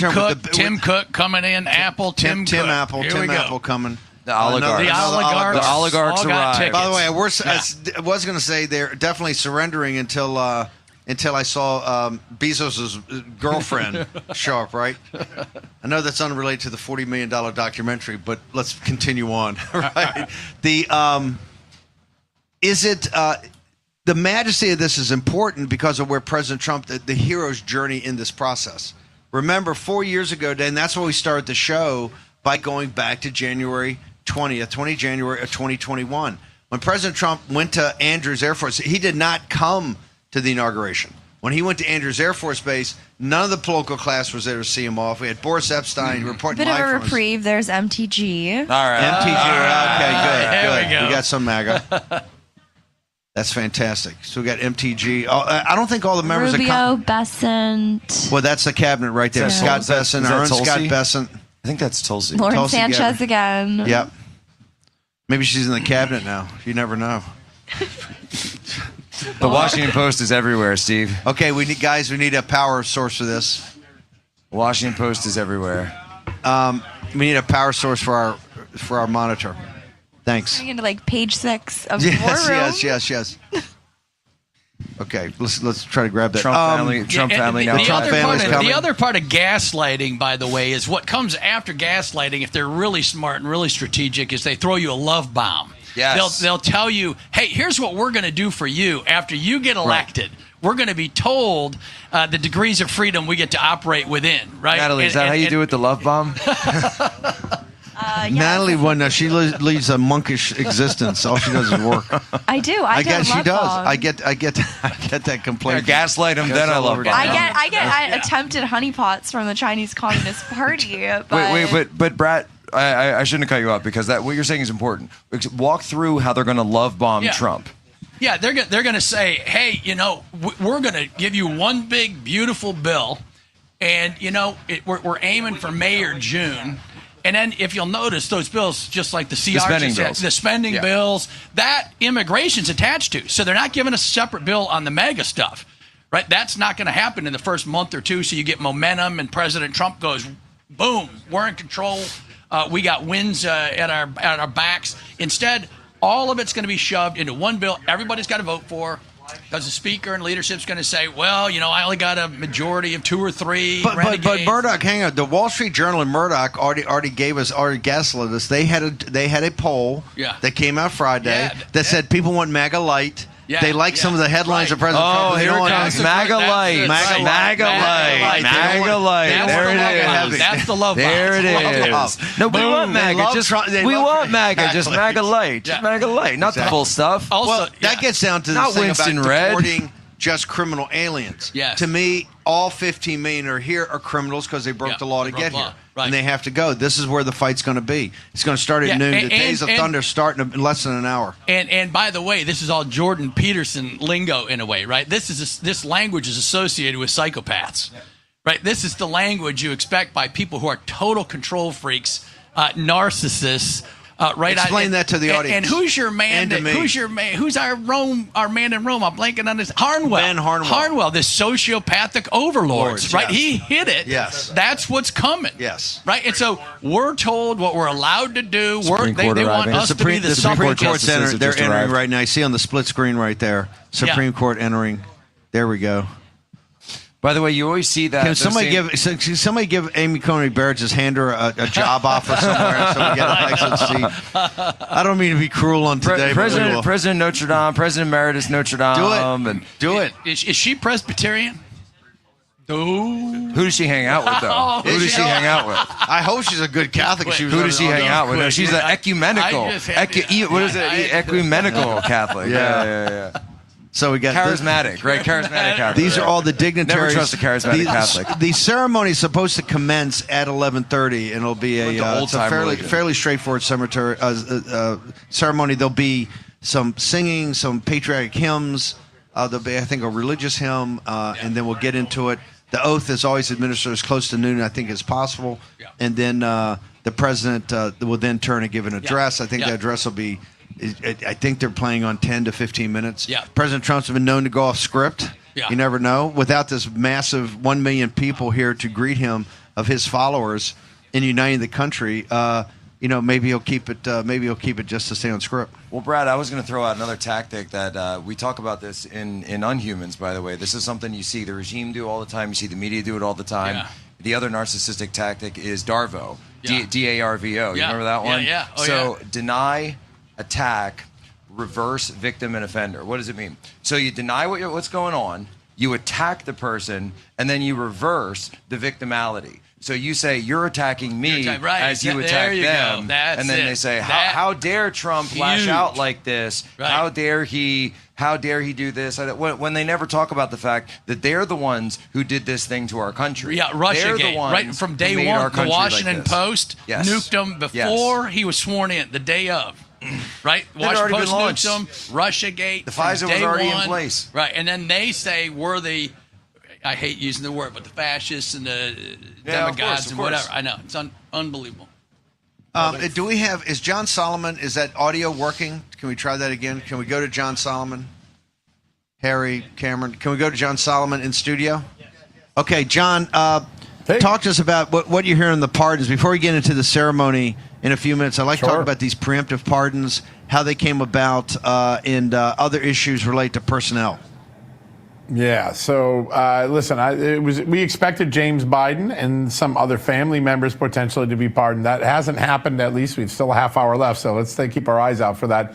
But the January 6th committee, Liz Cheney, Benny Thompson, those who cast upon the American public a very false narrative during those televised 2022 hearings, they all got preemptive pardons, as did some of the Capitol Police officers who were testifying and trying to help the Democrats create that fake narrative. They all got pardons today. And then there was a surprise. A lot of people didn't expect General Milley to get a pardon. But when you look back at the moment of summer 2020 through summer 2021, General Milley is one of the most critical players in so much of what happened in America. He's the guy in charge at the helm when Afghanistan goes sideways in America. He's the guy that makes the 2 secret phone calls to China that his own boss, President Trump, didn't know about, saying, hey, Trump's not going to attack you, stand down, be fine.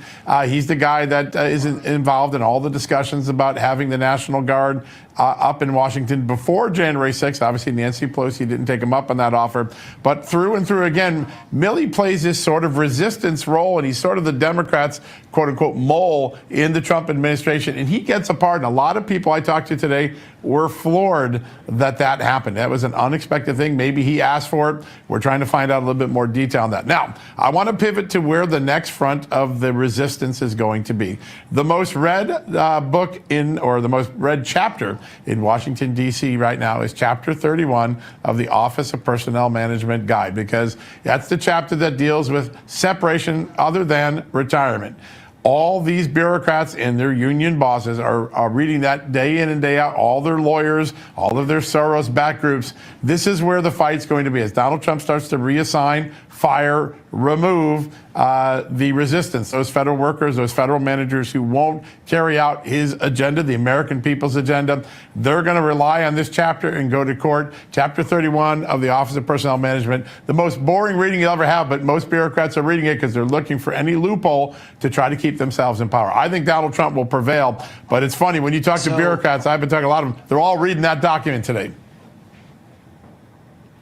So, John, getting back to that pardon question real quick, I just want to be very clear about something. Can Joe Biden pardon someone for state-level crimes? Can he preemptively pardon someone from state action? Oh, that's right. He can't.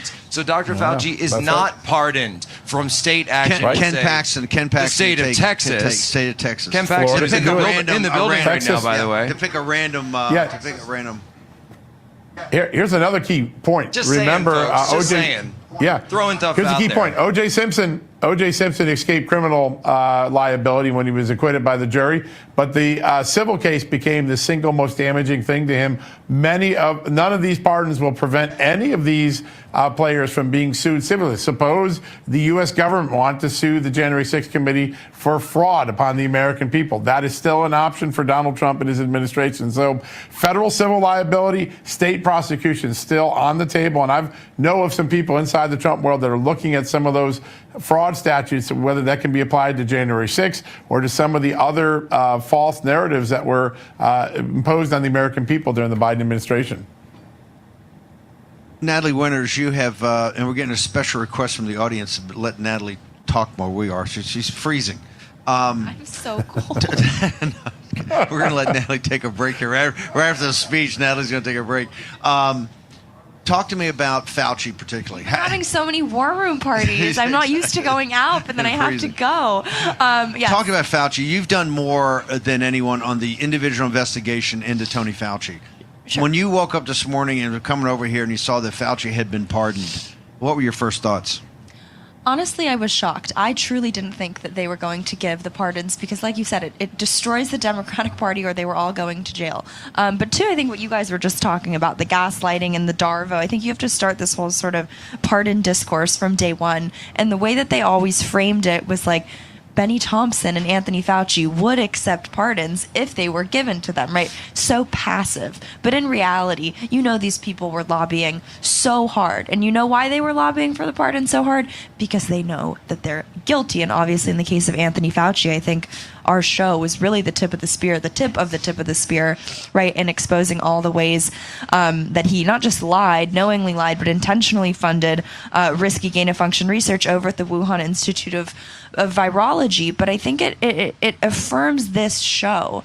I know I said this. I know Real Clear Politics wrote it up, but our conspiracy theories, our misinformation, our lies, they were so good that they necessitated not just pardons, not just preemptive pardons, but blanket preemptive pardons. It was called misinformation. All of us were banned on every platform, right? And it turned out that it was such misinformation that the perpetrators all spent the last 4 weeks at the White House with their representatives, their lawyers, groveling to get pardons. Well, look, I think it's what we were talking about, the whole love bombing, narcissistic, trope, but it's victim blaming of shows like ours, of the American people who have been the victims of people like Anthony Fauci. And then when you say that you want accountability, that you want retribution, or that, you don't want H-1Bs coming and flooding your country, that you're then a nativist xenophobe, the framing of it is always blaming MAGA, right? And I think that you see the ultimate blame, the ultimate sort of victim blaming going on when you see what's allowed inside.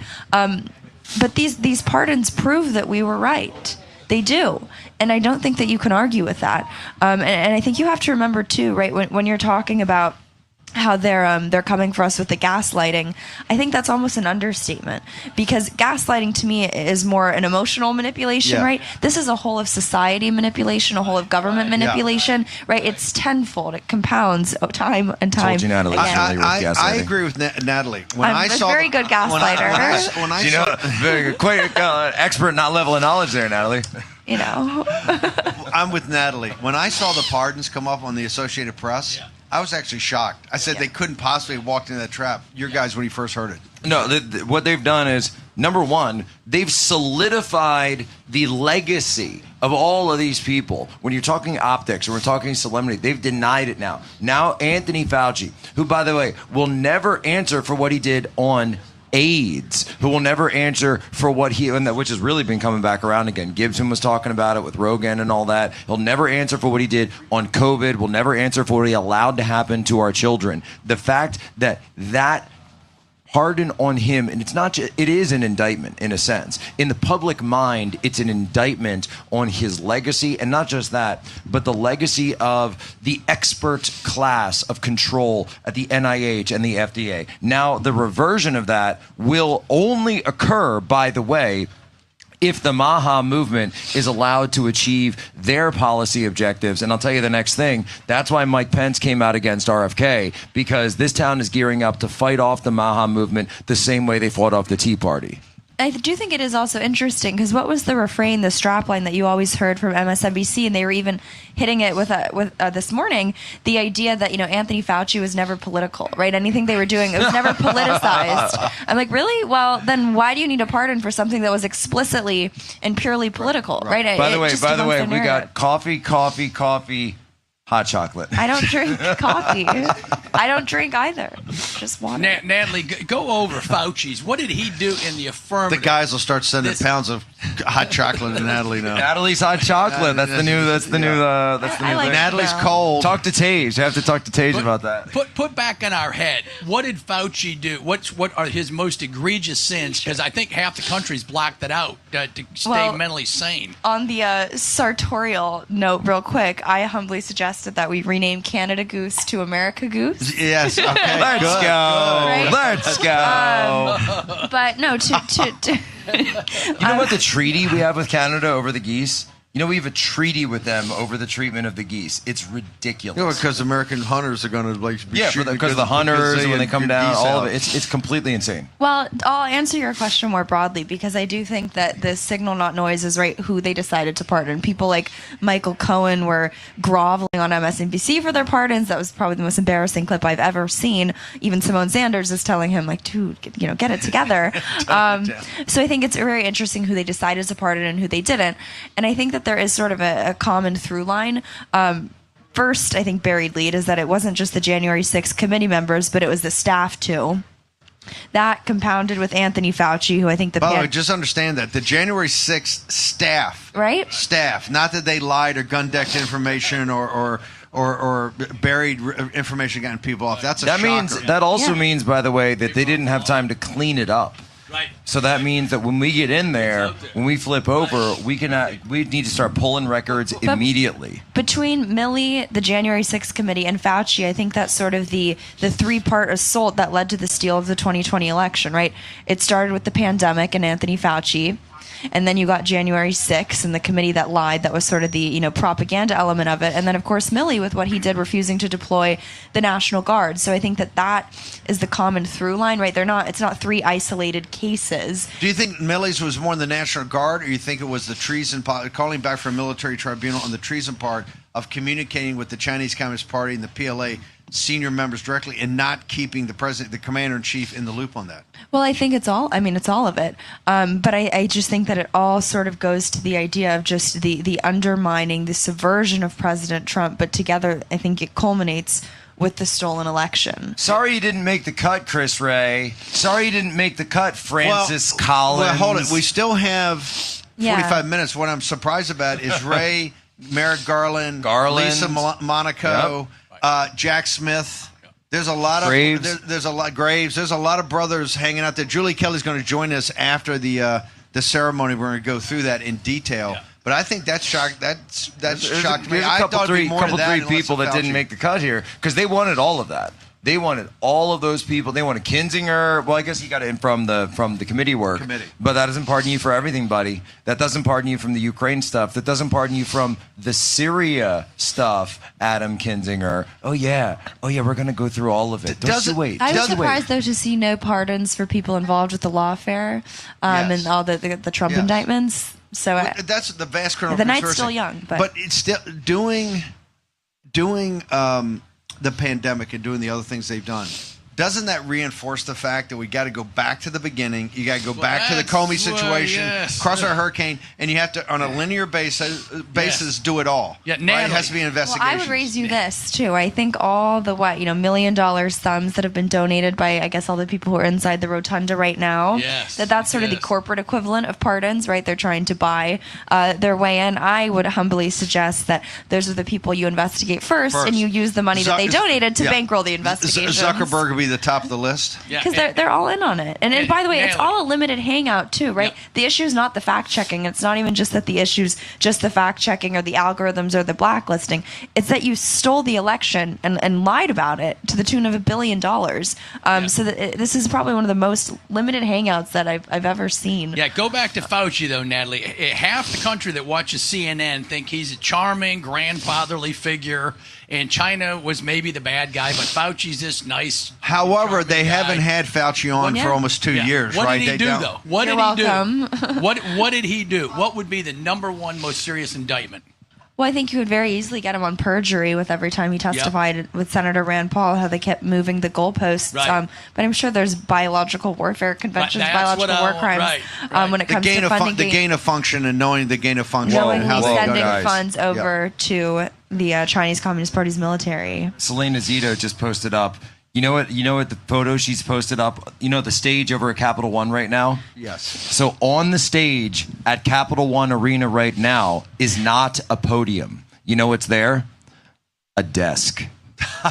A desk That's where he's gonna go and a sign. chair Yes. are set up right at Capital One Arena. Selena Zito just posted it. It's the great Selena Zito. Let's get this. The amount of people in the energy sector who have sent me this photo in the past 4 minutes doesn't surprise me. The energy community in Pennsylvania is in a state of relief. They expect to see big things today from President Trump when he signs an executive order. Yeah, he's got. I can't tell if there's any pens on it, but yes, it's the desk. So President Trump will not be going. He'll maybe go to the White House go. first, but then go back to the Capital One Center, do it live. Dave Bratt on Full Spectrum Energy Dominance, and guys, maybe we get Dave Walsh for later in the show. But Full Spectrum Energy Dominance, how big a deal is that going to be?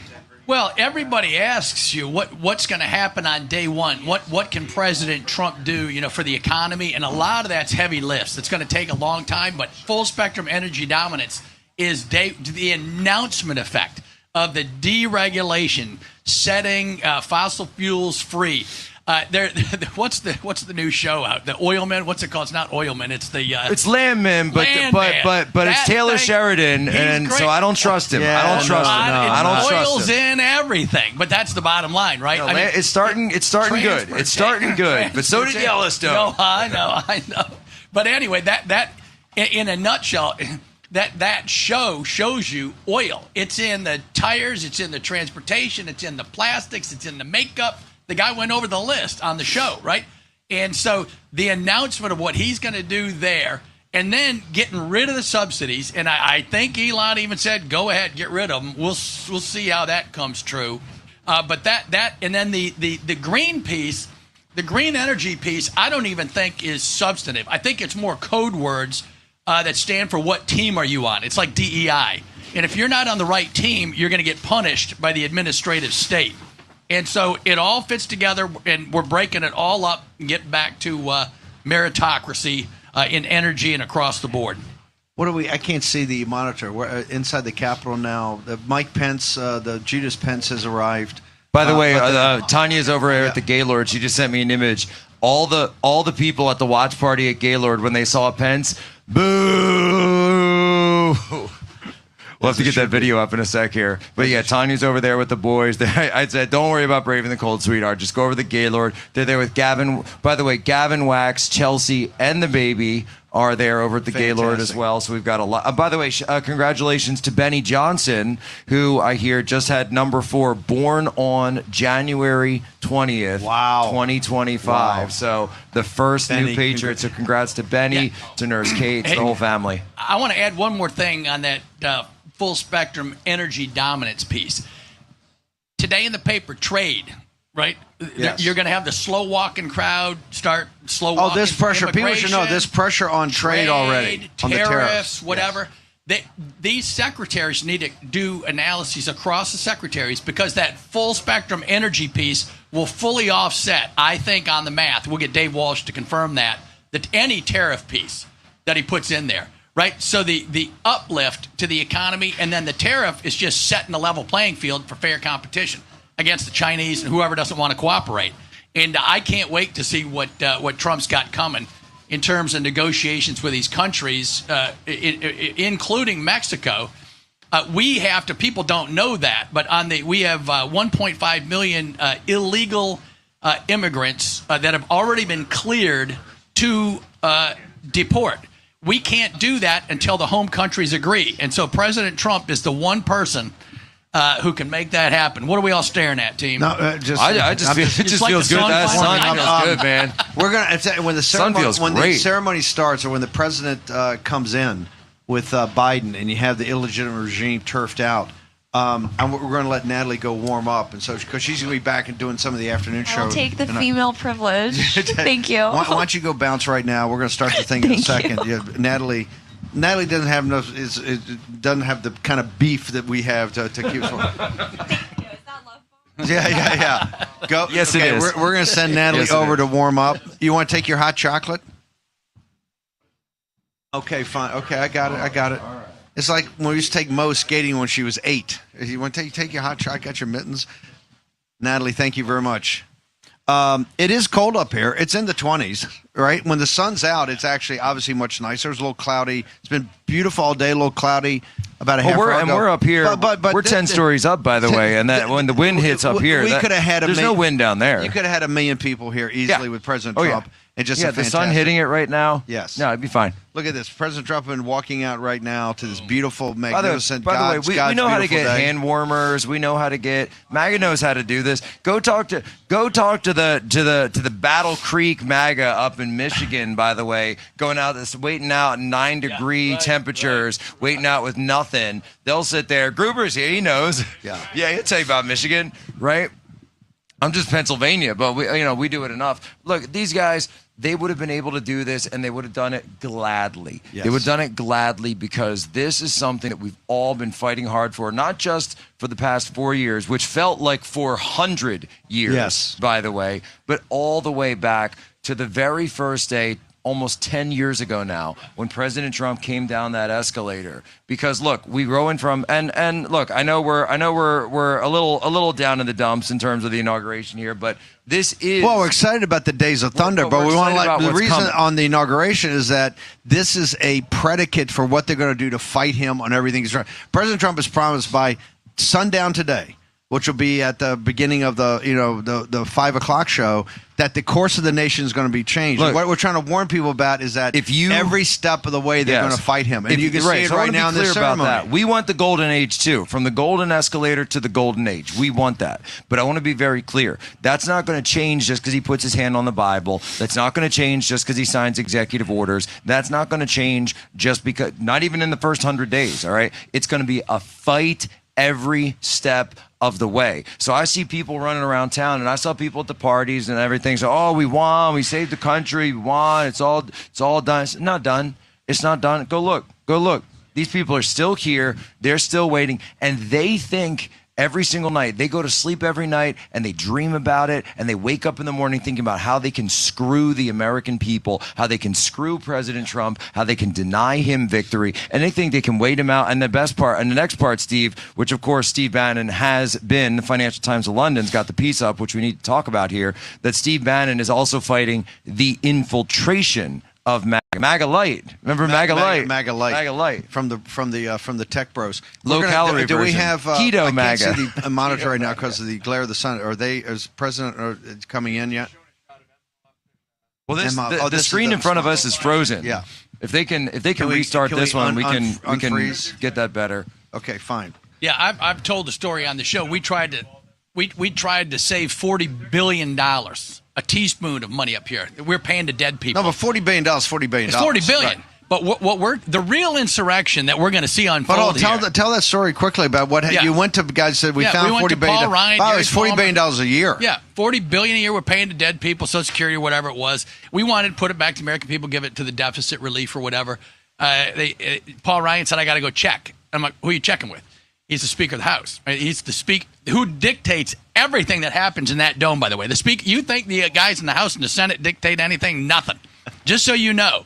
Right? So he goes and checks. No, can't do it. And what that means is that you're talking about the flow of funds, incoming and outgoing. The funds are in, right? And so I call this. If they got it, they're going to spend it. If they got it, it's going to a donor. It's going to the, and so that's $40 billion example. And what the folks at home, what I want them to appreciate is the real insurrection is the insurrection of the trillionaire oligarch class. That's the insurrection that's been ongoing. You're going to see trillions of dollars at stake in the budget. There's supposedly $3 trillion worth of rare earth minerals in Ukraine that Lindsey Graham comes on and says, well, it's a good thing their boys are dying and not ours over those several trillion. There's several trillion at stake in the full spectrum energy dominance. That whole sector is going to shift 180 degrees overnight. And so you're going to see all the forces in the world and all the money in the world, and I mean literally in the world, China is embedded in every Fortune 500 firm in the country. Big. All of those forces are going to come to play and say, no, we want the status quo. We want the globalist regime to stay in power. It's and 11. That's the fight. It's 11:30, guys. Where are we got on the screen? What's happening in the Capitol? We can't. Okay. Is the president walked in yet? Because I can't. Right here. Okay. The first family's there, it looks like. First family. I see Barron. Yeah. His grandfather. The 30. Yeah. So let's go ahead and go to that. Let's go ahead. We're going to pick up the ceremony live. We're going to be here and jump in at the top of it. Let's go ahead and go. Let's cut to the ceremony.